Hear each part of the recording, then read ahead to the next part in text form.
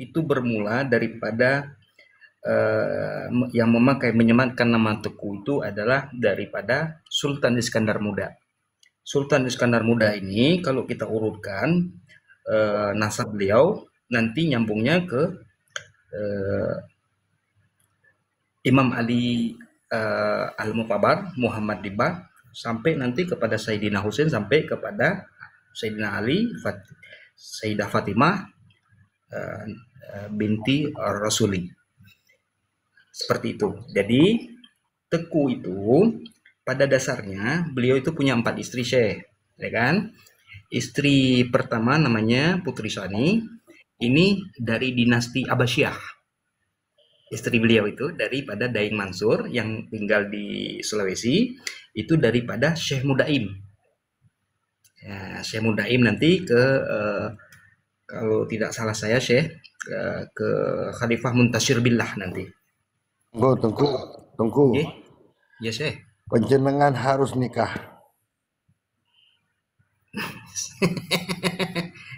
Ya Syekh nanti gampang.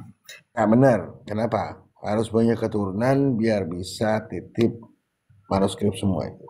Jadi ini Syekh, biar ini nanti kita lihat hubaba-hubaba yang mau masuk Islam Syekh. Astagfirullahaladzim. Bercanda Syekh. Jadi eh, ini kita bercerita tentang asal muasal Teku sih ya. Jadi ada dua kemukiman, kemukiman itu suatu daerah itu kemukiman 12 dan kemukiman ke-13 yang itu menurunkan juriat juriat syahid semua, tapi penggunaan namanya nanti bukan syahid di sana tapi Teku. Nah, kenapa terjadi perubahan? Perubahan itu terjadi ketika zaman perang pada tahun 1901.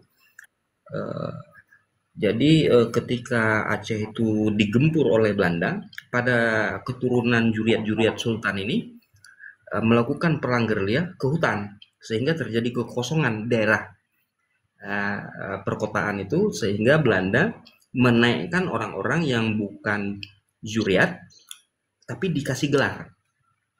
Nah, jadi kalau kita pertanyakan Kori itu dari mana? Dari penelusuran kita, beliau itu bukan dari Imam Zaid dan bukan dari keturunan raja-raja juga. Tapi kok bisa namanya dia Teku? Nah, bisa diasumsikan kakeknya itu orang yang dinaikkan oleh Belanda. Seperti itu saya. Ini maaf kalau masalah Tengku Korea. Tengku itu dapat dari mana itu? Sebenarnya kan namanya bukan Kori, Oktiva. Namanya Oktiva. Itu dia sendiri yang melekapkan namanya tuh saya.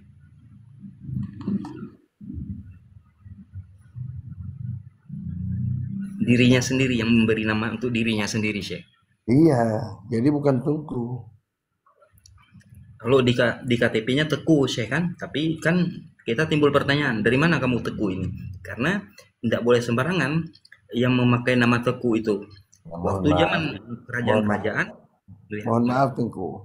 Kalau masalah catat di KTP itu biasa itu gampang, ya kan? karena Jadi banyak bukan Tengku banyak bukan. yang bertanya, saya kan. Jadi di KTP itu namanya Tengku Oktiva gitu. Ya, bukan Tengku, saya.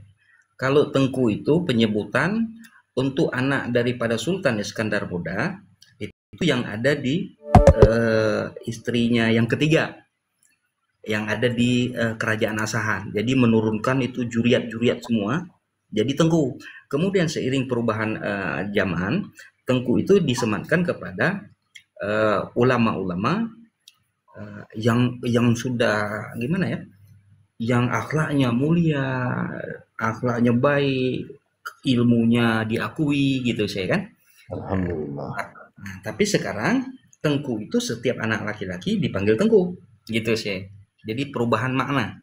Oh, jadi sama seperti dulu zaman dahulu di sini di Madura, kalau kiai itu bukan siapapun kiai. Iya, Nah, tapi sekarang walaupun punya uang membangunkan pondok, walaupun ilmunya Ya mohon maaf ya, bukan menghina, tapi ini fakta.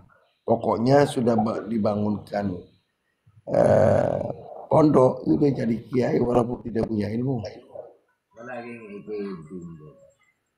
Pak Abe, ini fakta kan? Mana Pak Abe? Das, apa? Fakta. Saya nyatakan soheh.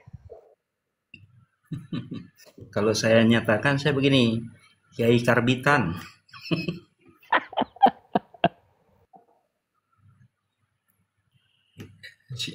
Ini kemana nih? Syekh Al-Katiri turun kah? Turun, Enggak, turun tentu. bobo ini, sudah bobo ini. Nah, jadi Syekh melanjutkan cerita tadi. Pada saat kerajaan diserang oleh Sriwijaya,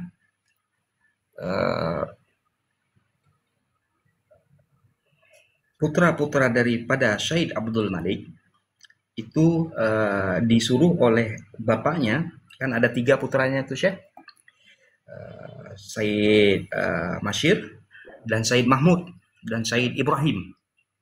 Ya, Said Ibrahim bersama bapaknya menghadapi kerajaan Sriwijaya karena penyerangan Syekh ya. Sedangkan Said Masyir pergi ke daerah lain mendirikan kerajaan. Said Ishak namanya ya. Said Ishak mendirikan kerajaan itu bernamaan Kerajaan Ishak. Sedangkan Said Mahmud itu mendirikan kerajaan, yaitu kerajaan bernama Kerajaan Salasasari, yaitu Kerajaan Cikal Bakal Samudra Pasai.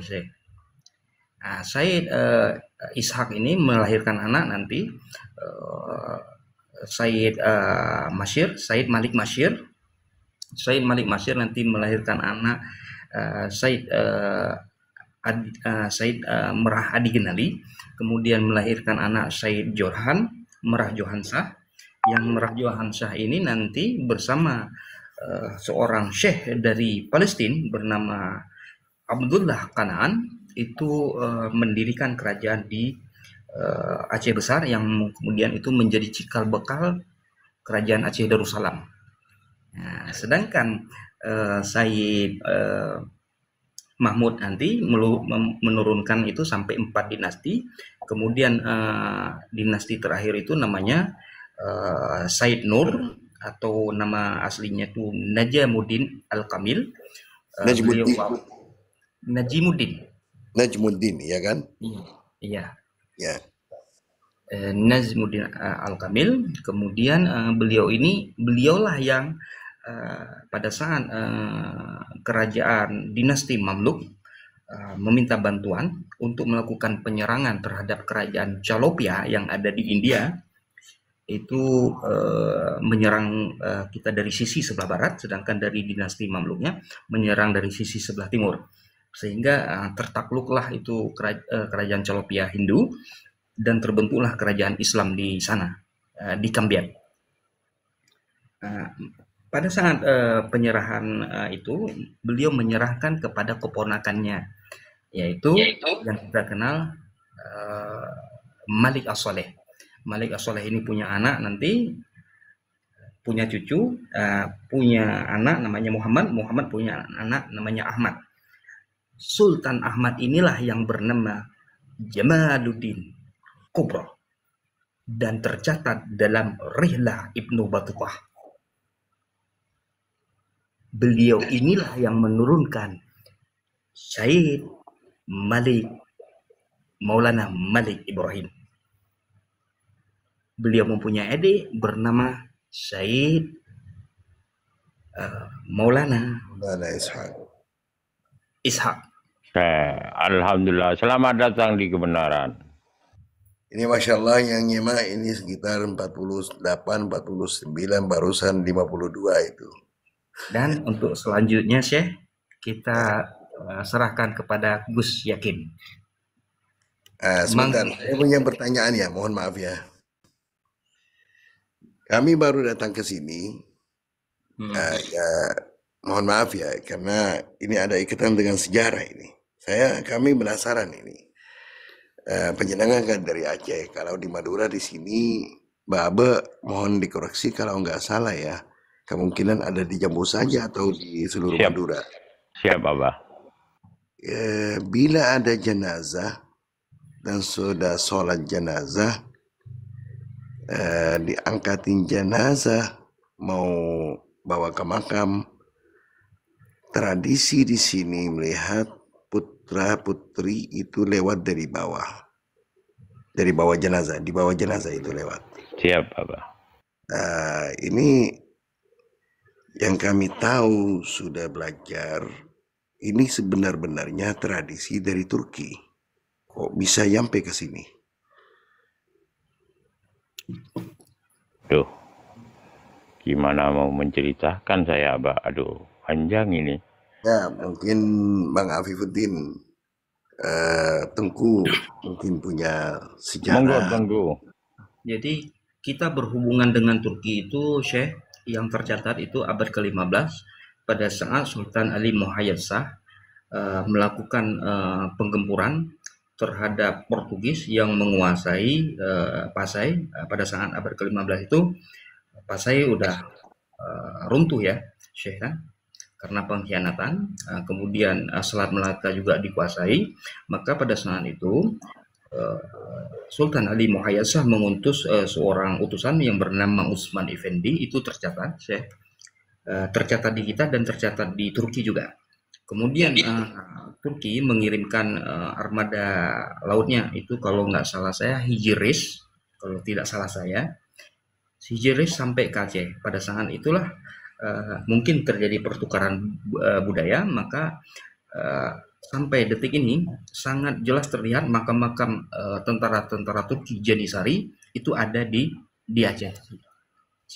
Kemudian termasuk ulama yang di Aceh itu yang bernama Syekh Baba Daud Rumi, itu makamnya juga di Aceh. Beliau itu anggota pasukan khusus, pasukan Janissary yang diutus pada masa Sultan Selim kalau tidak salah.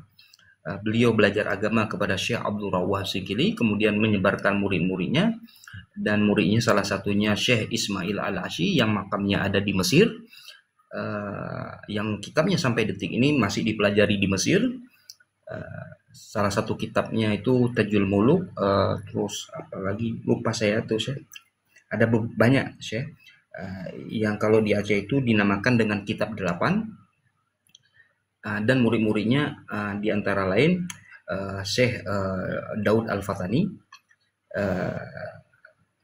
Syekh Ismail Al-Fatani, kalau di Malaysia muridnya Tok Pulau Manis, Syekh Tok Pulau Manis. Sedangkan murid Syekh Abdul Rauf itu yang ke Pulau Jawa itu yang dari Syekh Pamijahan, Syekh Pamijahan yang di Jawa, yang di Sunda, terus Syekh Mustaqim itu mereka belajar ke Aceh. Seperti itu, Syekh. Jadi kalau pertukaran tradisi seperti itu. Tapi kalau di kita, kalau dalam hal mengantar mayat itu ya masih seperti sama, seperti biasa aja, Syekh. Tidak ada perubahan. Nah, kami dengar cerita lain bahwa Sultan Murad Utsmani yang keturunan Utsman di zaman Imperator Utsmania Ya. kan punya putra namanya Muhammad Al-Fatih, Sultan Murad, dan juga punya putri. Putri itu kalau nggak salah nikah sama siapa dari Indonesia. Itu belum terdeteksi, Syekh, sama saya. Sultan Murad ya? Ya, Sultan Murad ayahnya Muhammad Al-Fatih. Katanya nikah sama siapa, kan punya putri juga, saudaranya Muhammad Al-Fatih, putri Sultan Murad. Ini cerita yang kami dengar karena kami kan penasaran. Waktu kami pertama kali melihat tradisi ini, kami sebenarnya itu kaget.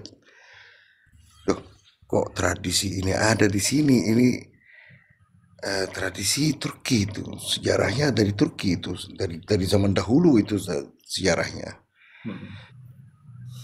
Ya, makanya ini saya kan ada wacana negara Turki dengan negara Indonesia itu akan membuat suatu film kolosal itu sih.